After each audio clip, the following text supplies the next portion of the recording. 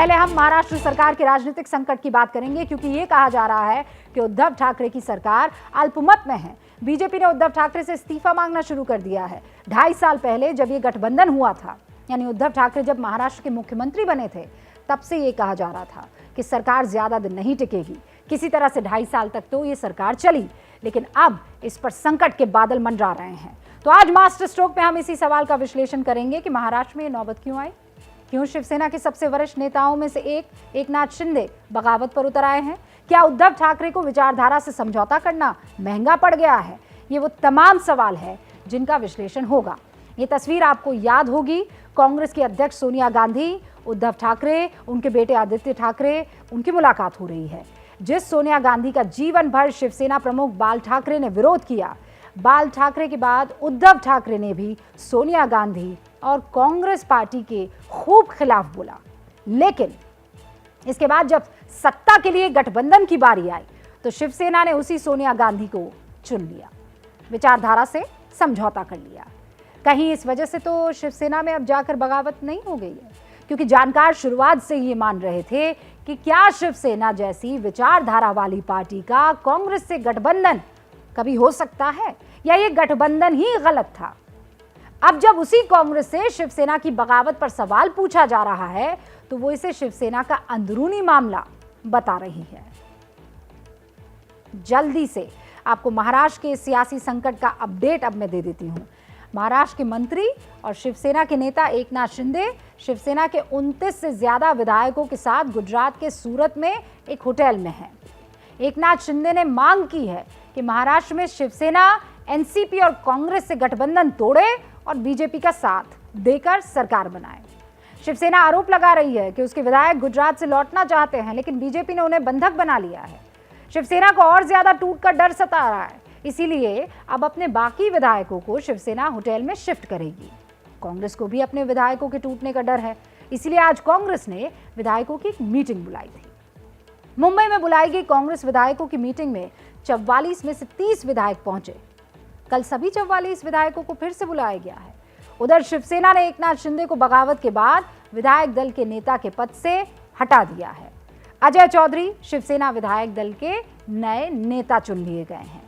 इस संकट की अब पूरी रिपोर्ट आप देखिए।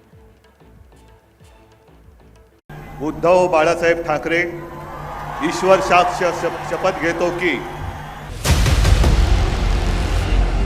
ठीक 2.5 साल पहले 30 साल का अपना रिश्ता तोड़कर शिवसेना बीजेपी से अलग हो गई थी और मुंबई के शिवाजी पार्क में शपथ के साथ उद्धव ठाकरे महाराष्ट्र के 19वें मुख्यमंत्री बने थे।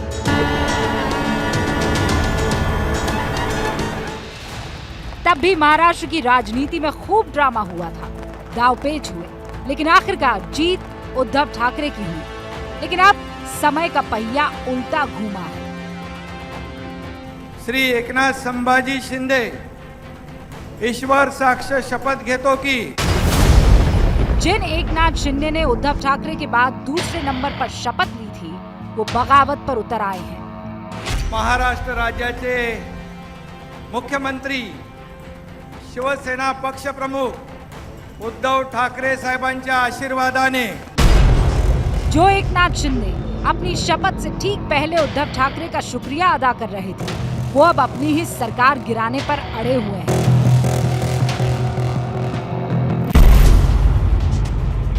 गुजरात के सूरत के इसी मेरिडियन होटल में इस वक्त एकनाथ शिंदे के साथ महाराष्ट्र के 29 विधायक मौजूद हैं। सूत्र बता रहे हैं कि कुछ विधायक कल रात पहुंचे, जबकि कुछ एकनाथ शिंदे के साथ सड़क मार्ग से आए हैं और रात में ही सूरत पुलिस को यहां सुरक्षा इंतजामातों के लिए निर्देश भी दे दिए गए।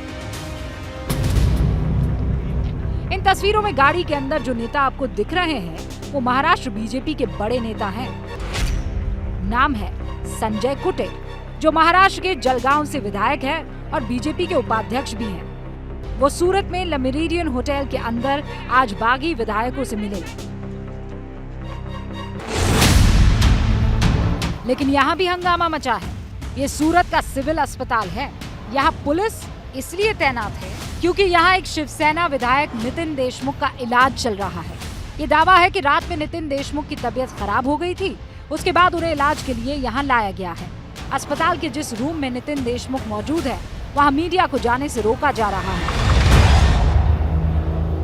नितिन देशमुख को बागी बताया जा रहा है। दूसरी तरफ महाराष्ट्र के अकोला में उनकी पत्नी ने अपने पति की गुमशुदगी की रिपोर्ट पुलिस में दर्ज कराई है। शिवसेना सांसद संजय राउत ने बड़ा दावा करते हुए कहा है कि नितिन राउत के साथ गुजरात में मारपीट की गई, जिसके बाद उन्हें होटल में हार्ट अटैक आया। नितिन देशमुख है, उनको इतनी मारपीट हुई, वो वहां से भाग रहा था मुंबई में आने के लिए, तो उनको इतनी मारपीट की है गुजरात के पुलिस और वहां के ऑपरेशन कमल वालों के गुंडों ने। अब उनको हार्ट अटैक आ गया और उनको अस्पताल में भर्ती किया है। आज सुबह से मुझे वहां से 4 या 5 फोन आए हैं विधायक के, वो यहाँ किडनैप करके लेकर आए। हमें मालूम नहीं क्या हो रहा था। हमको एक जगह पर थाने में खाने को बुलाया, डिनर के लिए बुलाया और हमको गाड़ी में डालकर यहाँ लेके आए। हमारे यहाँ से आप छुटका करो, छोड़ दो यहाँ से। उनके फैमिली के लोग परेशान हैं। उसमें से कुछ लोगों ने तो पुलिस में कंप्लेंट लॉन्च की है, अपने हस्बैंड अपने बाप की किडनैपिंग की। संजय राउत यही नहीं रुके, उन्होंने एक और बड़ा आरोप लगाया। कहा कि उन पर ईडी के छापों के दौरान ये दबाव डाला गया था कि सरकार गिरा दो, लेकिन उन्होंने ऐसा किया नहीं। उनकी मजबूरी भी मुझे मालूम है। ईडी और सीबीआई ने हमको भी प्रेशर में लाया, लेकिन हमने पार्टी नहीं छोड़ी। ये सरकार आप गिराओ। मैंने तो वेंकैया नायडू जी को लेटर भी लिख कर बताया है कि महाराष्ट्र की सरकार जो है वो गिराने में हमको मदद करो, नहीं तो आपको ईडी आपके ऊपर एक्शन लेगी। ये मुझे भी बताया गया है। उस बारे में मैंने पूरा डिटेल में लिखा है, लेकिन मैंने मेरे पार्टी के साथ गद्दारी और बेईमानी नहीं की। ठीक है, चाहे आप मुझे जेल में डाल दो, एक्शन ले लो, पार्टी होते मेरी माँ है, पार्टी शिवसेना मेरी माँ है, हम उनसे गद्दारी नहीं करूंगा। कुछ लोग दबाव में आ सकते हैं, आ गए हैं। एकनाथ शिंदे जैसा पुराना और बड़ा शिव सैनिक ये कदम उठा रहा है, तो फिर उनकी ऐसी क्या मजबूरी रही होगी? और जब एकनाथ शिंदे ने यह कदम उठा ही लिया है, तो फिर जानकार ये मान रहे हैं कि शिवसेना को इससे बहुत बड़ा नुकसान होने जा रहा है। इसका शायद उन्हें अंदाजा भी नहीं है।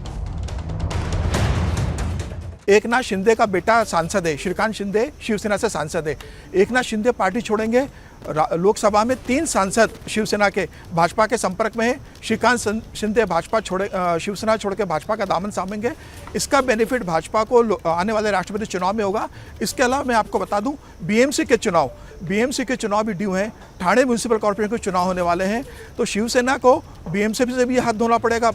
वृत्त मुंबई महानगर पालिका शिवसेना के हाथ से जाएगी, ठाणे म्यूनिसिपल कॉर्पोरेशन शिवसेना के हाथ से जाएगी, राज्य में सरकार शिवसेना के हाथ से जाएगी और लोकसभा में सांसदों की संख्या शिवसेना की आधी हो जाएगी।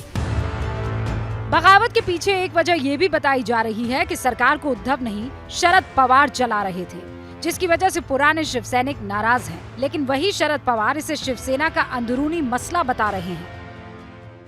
ये पिछले 2-2.5 साल में this is the third incident. इससे पहले 2 हुए थे। कुछ बदलाव करना या किसी को वहाँ मौका देना, वो उनका इंटरनल इशू है, जो शिवसेना की लीडरशिप इस पर जो कुछ तय करेंगे इसके साथ हम रहेंगे। मगर मुझे पूरा विश्वास है कि उद्धव ठाकरे के नेतृत्व पर वहाँ जो गवर्नमेंट चलाई है, इसमें कोई बदलाव करने की आवश्यकता हमें लगती नहीं। वहीं इस पूरे प्रकरण ने नेता दंपति रवि और नवनीत राणा को भी खुश होने का मौका दिया है। दोनों उद्धव ठाकरे पर तंज कस रहे हैं। 1/3 अगर लोग टूटते हैं पार्टी में से, तो आपने खुद पे विचार करना चाहिए। पार्टी के विधायकों पे कोई चीज का एलिगेशन लगना नहीं चाहिए, क्योंकि 2.5 साल में आपने जिस तरीके से उनके साथ ट्रीट किया, या जिन अलायंस पार्टी के साथ आप रहे हैं उन्होंने उनके साथ जो ट्रीट किया, मुझे लगता है उनका दुखना बराबर। संकट मेरे महाराष्ट्र पे, वो मैं पहले दिन से कह रही हूँ, वो दूर होना चाहिए। संकट मोचन ही बचाएंगे हमारे महाराष्ट्र। किसी ने सरकार तोड़ने की कोशिश नहीं किया। ये विद्रोह उनके पार्टी के एमएलए ने किया है। महाविकास आघाड़ी में कांग्रेस में भी ऐसा ही विद्रोह होने वाला है, उसकी भी रणनीति कांग्रेस के लोग कर रहे हैं। तो मुझे लगता है कांग्रेस के 1/3 लोग और भाजपा के 1/3 शिवसेना के 1/3 लोग एमएलए ये भाजपा में जाने वाले हैं। यानी एक बार फिर से महाराष्ट्र की राजनीति में एक दिलचस्प मोड़ आ गया है। जानकार ये बता रहे हैं कि ऊंट किसी भी करवट बैठ सकता है, लेकिन फिलहाल तो उद्धव की सरकार मुश्किल में दिख रही है।